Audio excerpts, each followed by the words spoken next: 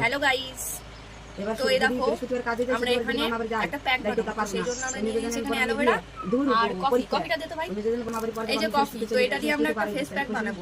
তো এখানে দেখতে পাচ্ছ এই কালো কালো যেগুলো থাকে তোমাদের, ওগুলো সব চলে যাবে। এই জেলগুলোকে সুন্দরভাবে বের করে নেবে এইভাবে।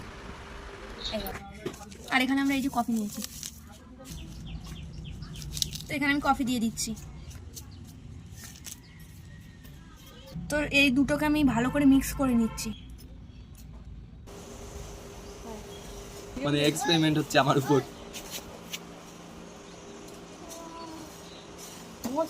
মুখই তো নাই, দেখে দেবো।